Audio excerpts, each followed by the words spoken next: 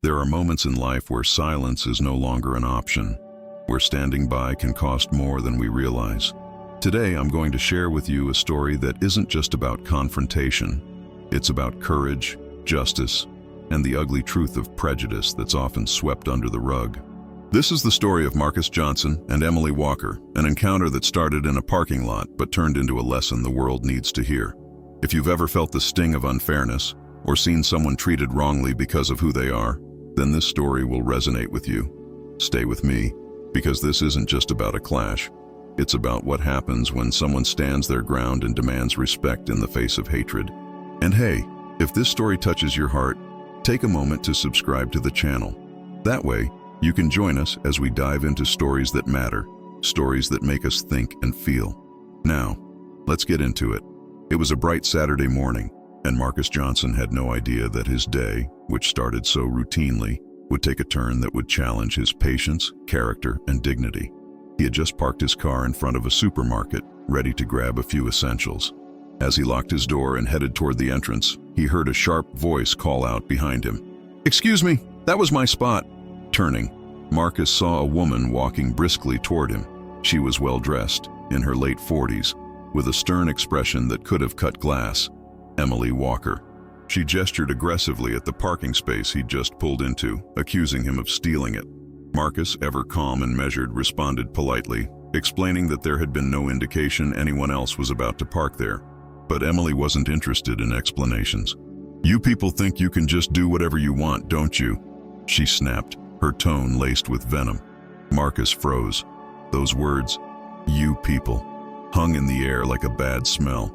He could feel the weight of her prejudice bearing down on him, pressing against the layers of self-control he'd spent years perfecting. He took a deep breath, determined not to let her get to him. "Ma'am, I don't want any trouble," he said. "I parked here because it was available. That's all." But Emily wasn't satisfied. Her anger escalated, and before Marcus could process what was happening, she slapped him. The impact was startling, not just because of the physical pain, but because of what it represented.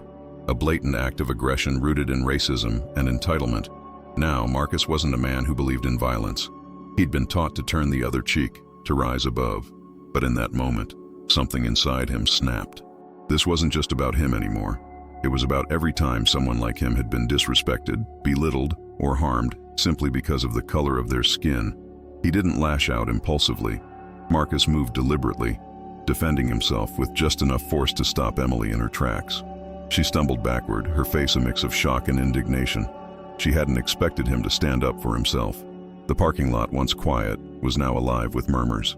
Witnesses who had previously pretended not to notice now had their phones out, recording. The air was thick with tension, the kind that lingers long after the initial spark of conflict. Emily, realizing she was now the center of attention, tried to play the victim. "He attacked me," she screamed, pointing at Marcus. "He's dangerous." Marcus stood there, his heart pounding, knowing the weight of her words. As a black man, he understood the consequences of being perceived as a threat, even when he was the one being wronged. What happened next was a cascade of events that would test both Marcus's patience and his belief in justice. Emily stormed off, but not before keying Marcus's car out of spite. The damage was clear, the marks deep, yet she acted as if she'd done nothing wrong. Marcus, however, wasn't about to let this slide. He called the police, determined to hold her accountable. But what unfolded in the hours that followed would reveal just how deeply ingrained biases can be, even within systems meant to uphold justice. And that's just the beginning. Stick around, because in the next part, we'll delve into how the arrival of the police shifted the narrative, and not in the way you might expect. Marcus's battle for justice was far from over, and the stakes were about to get even higher. You won't believe the twists and turns that lie ahead. Let's keep going. As the police arrived at the scene, the atmosphere in the parking lot was tense. Marcus stood by his car, visibly composed despite the storm brewing around him. Emily, on the other hand, had retreated a few steps but was already playing her next move, her face a mask of feigned fear and fragility. "He attacked me," she cried, pointing at Marcus as the officers approached. Her voice trembled, carefully crafted to paint a picture of vulnerability. "I was just trying to talk to him and he hit me." Marcus stayed calm, though he felt the familiar burn of frustration creeping in. He'd seen this narrative before, heard about it, read about it, lived it in subtle ways throughout his life. The officers turned their attention to Marcus, their eyes scanning him with suspicion that felt heavier than the sun beating down on them. "Sir, is this true?" one of the officers asked. "No, it's not," Marcus replied, his tone measured but firm. "She's the one who got physical first. I only defended myself." He gestured to the crowd that had gathered, a mix of bystanders, some still holding up their phones, recording. "There are plenty of witnesses who can confirm what happened," he added. The officers exchanged glances, their expressions unreadable. One of them began questioning Emily, while another turned to the onlookers, asking for statements. Slowly, the truth started to unravel. Several witnesses stepped forward, confirming Marcus's account. One woman, a mother who had been loading groceries into her car nearby, described how Emily had slapped Marcus first and then caused damage to his vehicle before storming off. "I saw the whole thing," she said. "He was calm the entire time. She's the one who escalated everything." The tide was turning, but Emily wasn't done yet.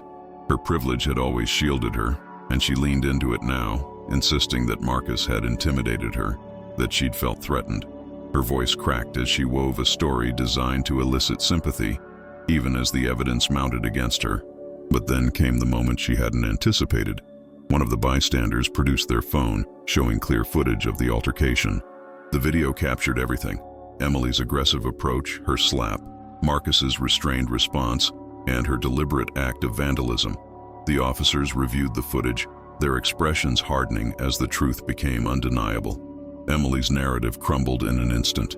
The tables had turned, and her cries of victimhood now rang hollow. "Ma'am, we're going to need you to come with us," one of the officers said, his tone firm. Emily's face twisted in disbelief. "What? You're arresting me?" "He hit me." "You attacked him first, ma'am," the officer replied. "We have multiple witnesses and video evidence confirming that." As Emily was placed in handcuffs, the crowd murmured. Some shook their heads, others whispered to each other about the audacity of her actions. Marcus watched, his emotions a mixture of relief and lingering frustration. Justice, at least in part, was being served, but the scars of the encounter were fresh and raw.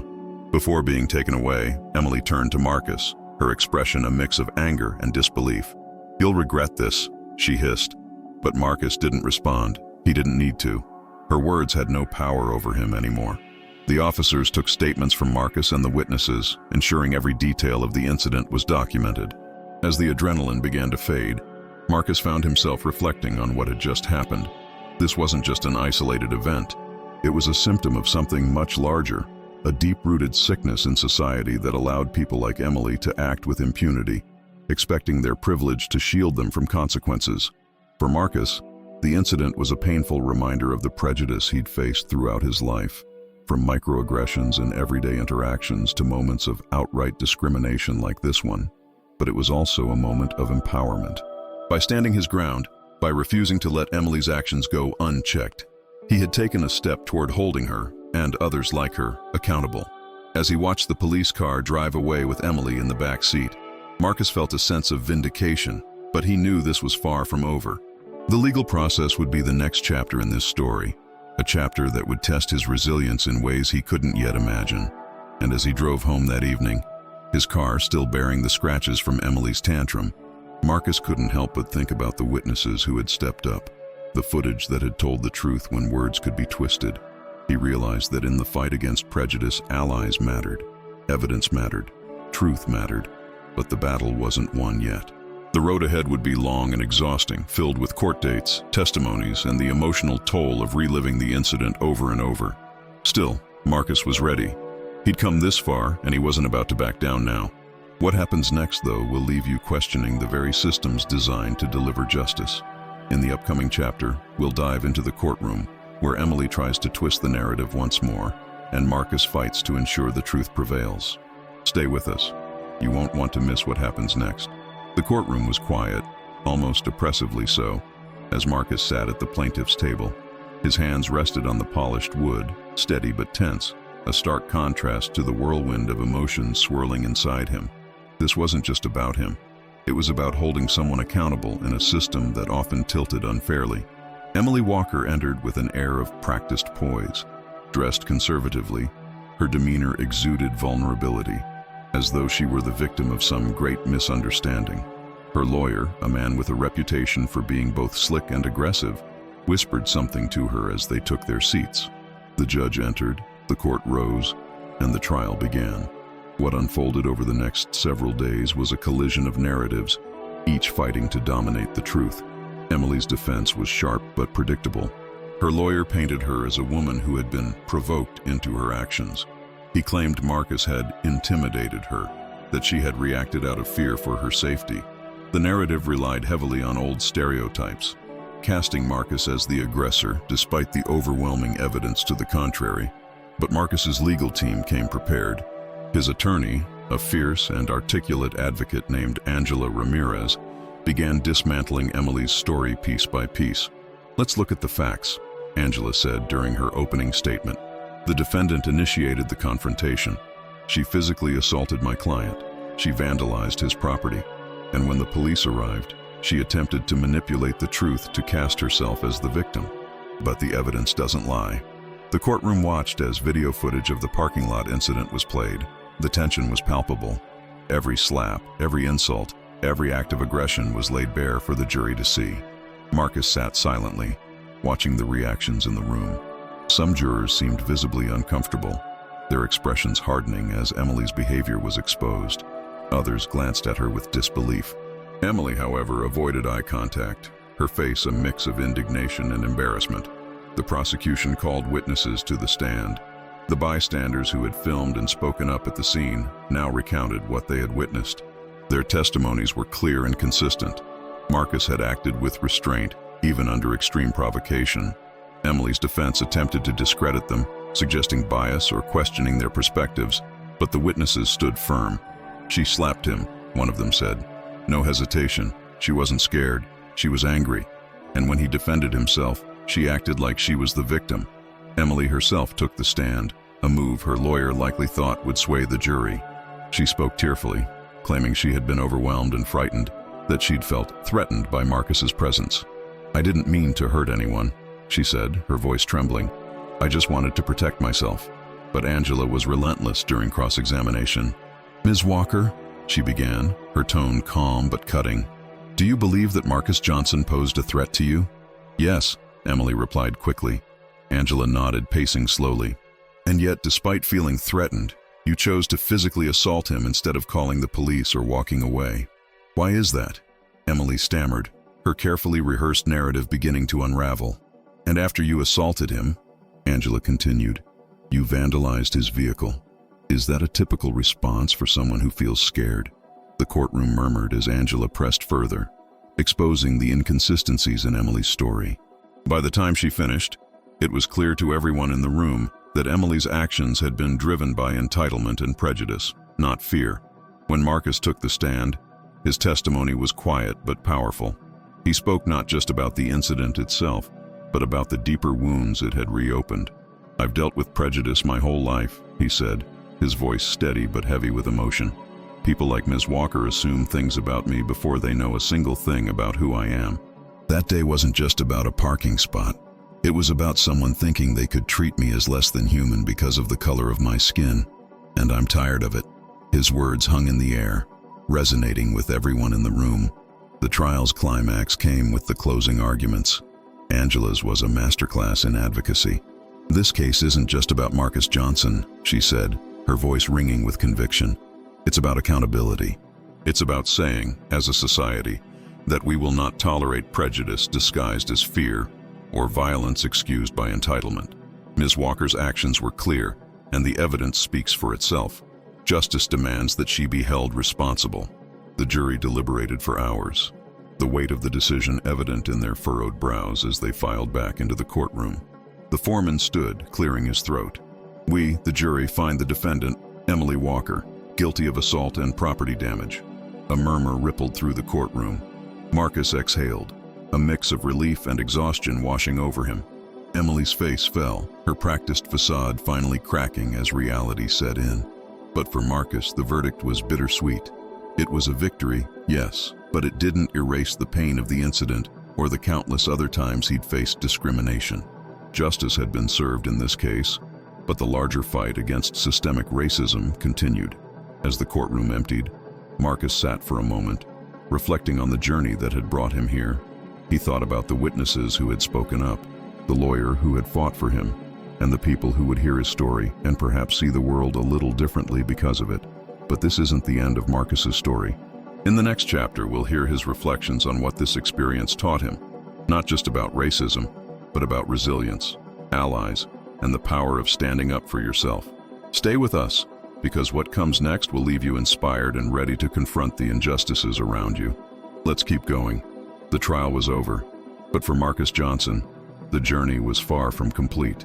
As he walked out of the courtroom, a wave of mixed emotions hit him. Relief, yes, but also the heavy weight of realization. This wasn't just about Emily Walker's actions. It was about a system that allowed those actions to thrive unchecked for so long. Sitting in his modest living room that evening, Marcus found himself replaying the events in his mind. The slap, the accusations, the courtroom drama, they all felt surreal. But what lingered most was the support he had received from strangers who chose to stand up and speak out when they could have stayed silent. That was something Marcus had learned to treasure in a world where silence often enabled injustice. He thought back to the days following the incident, how he'd hesitated before filing the police report, questioning whether it would even make a difference. It wasn't just the fear of retaliation. It was the deep-rooted doubt that comes from seeing so many cases like his swept under the rug. Yet this time had been different. This time the evidence had been undeniable, the witnesses willing to speak up, and most importantly, Marcus had chosen to fight, not just for himself, but for the countless others who had experienced similar acts of racism, but lacked the means or opportunity to seek justice. This fight wasn't just about parking lot altercations or public confrontations. It was about the quiet, insidious nature of everyday racism, the side eyes, the assumptions, the coded language that gnawed away at a person's dignity. Marcus thought about the moments in his life when he had been reduced to a stereotype, the job interviews where he'd been dismissed before he even opened his mouth, the times he'd been followed around in stores as though his presence alone was a threat, the conversations where he'd been told to just get over it or not take things so personally. And then there were the good moments, the teachers who encouraged him, the friends who stood by him, the mentors who saw his potential. Those moments reminded him that the world wasn't all bad, that there were people willing to fight for what was right, even when it wasn't easy. This case, Marcus realized, was a microcosm of that larger struggle. On one side, there was prejudice and entitlement. On the other, there was truth, resilience, and a collective refusal to let hate win. The lessons were clear to him now. First, the power of staying calm under pressure. Marcus had always believed in keeping his composure, even in the face of provocation. That day in the parking lot, his self-control had been tested like never before, and though he had defended himself, he had done so without losing sight of his principles. Second, the importance of allies. The witnesses who had come forward, the person who had recorded the incident, and his lawyer Angela, all of them had played a crucial role in ensuring justice was served. Marcus knew that change didn't happen in isolation. It required people from all walks of life coming together to challenge injustice. Third, the necessity of persistence. The legal battle had been exhausting, emotionally and mentally. There were moments when Marcus wanted to give up, to let it go and move on. But he'd learned that standing up for what was right often came at a cost, and that cost was worth paying if it meant creating a better world for the next generation. And finally, the need for accountability.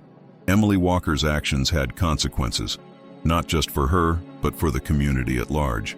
Her conviction sent a message that prejudice and aggression would not be tolerated, that the systems enabling them could be challenged and changed. But Marcus knew this was only one victory in a much larger fight.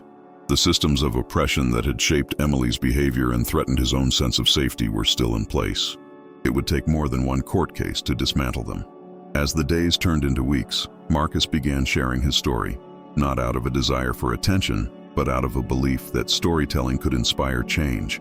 He spoke at community meetings, schools, and even online forums, using his experience to highlight the realities of racism and the importance of standing up for justice.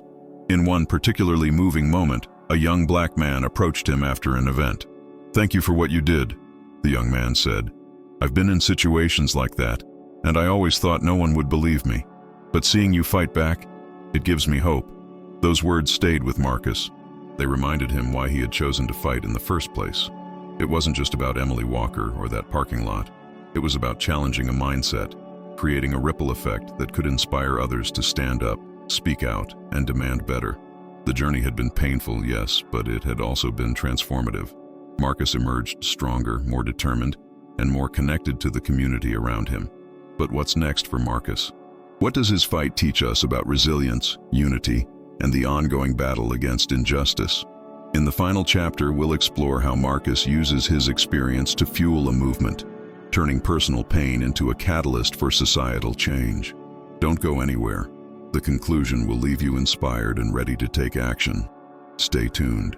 Months after the courtroom verdict, Marcus Johnson found himself at the center of a growing conversation. His story had struck a chord, not just in his community, but far beyond. The video of the parking lot incident had circulated widely, sparking heated debates about racism, privilege, and accountability. For Marcus, the attention was overwhelming at first. He hadn't set out to become a symbol of resistance. He was just a man who had reached his breaking point, who refused to let one more injustice slide.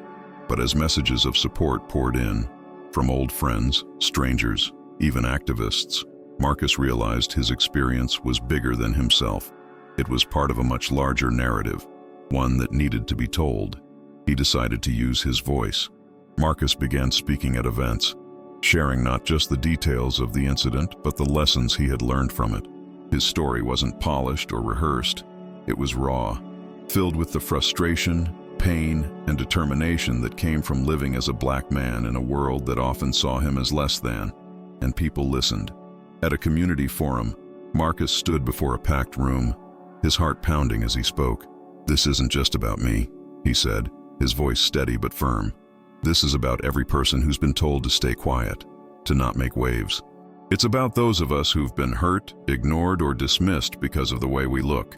And it's about what happens when we decide we're not going to take it anymore."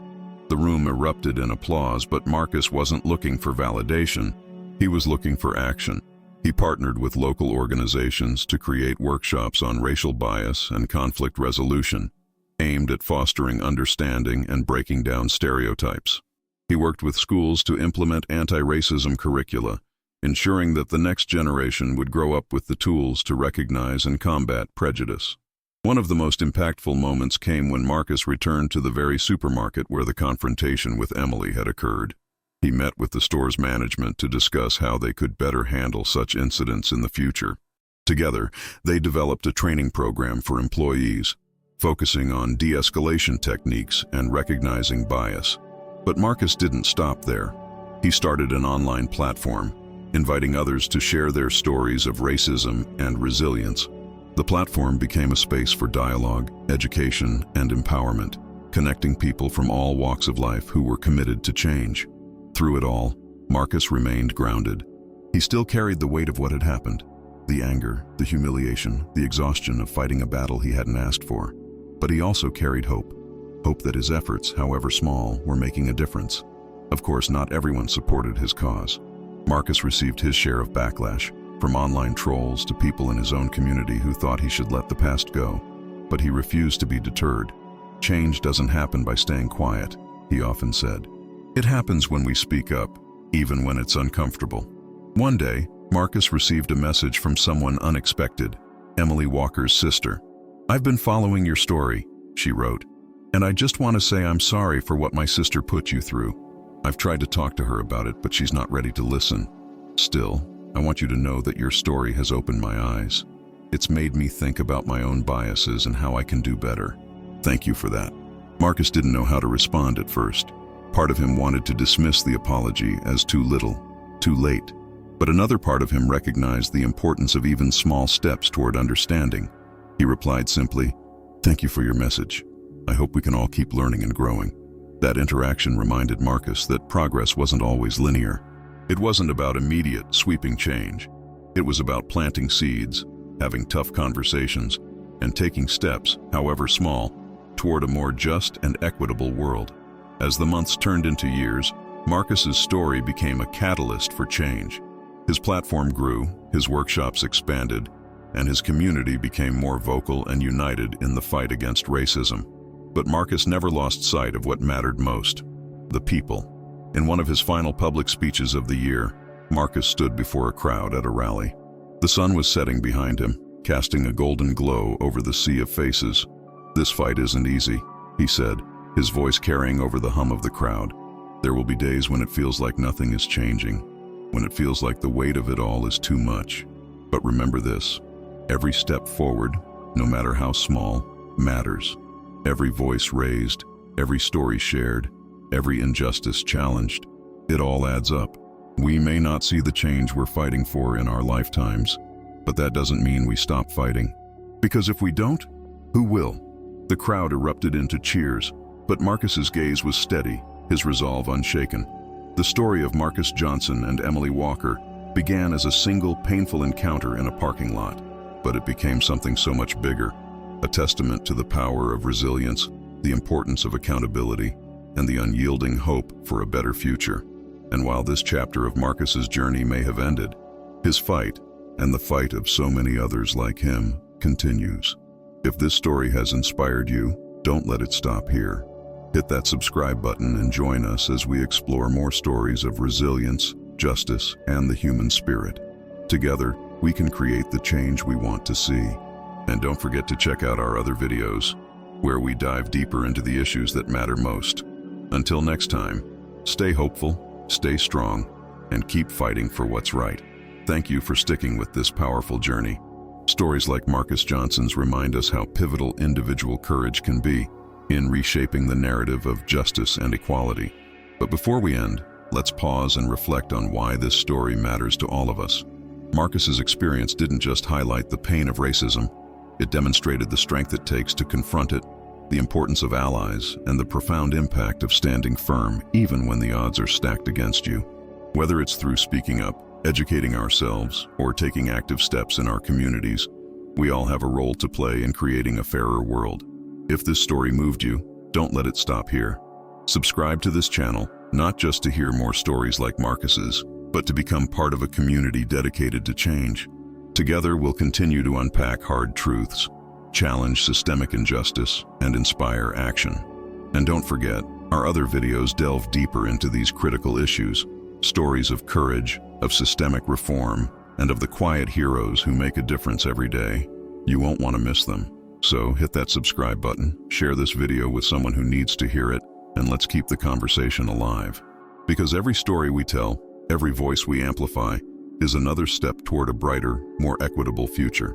Thank you for watching, and until next time, stay strong, stay hopeful, and keep standing for justice. This is where our journey together for today concludes, but the lessons we've uncovered don't end here. Marcus's story is a stark reminder of the complexities of the world we live in, a world where courage, accountability, and the pursuit of justice are not just ideals, but necessities. For those watching, let this be a call to action. Reflect on what you've heard. Think about the biases, both visible and hidden, that shape our daily lives. Ask yourself, what role can I play in making a difference?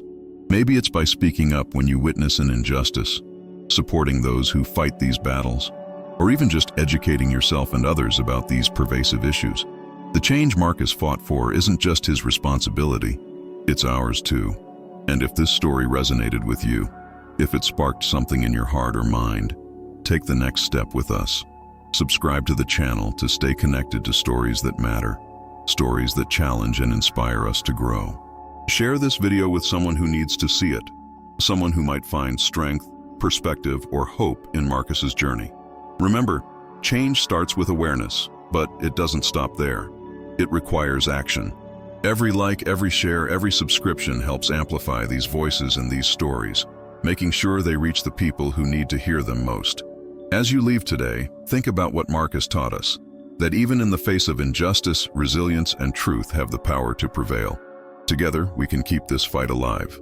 One step, one voice, one story at a time. Thank you for being part of this conversation.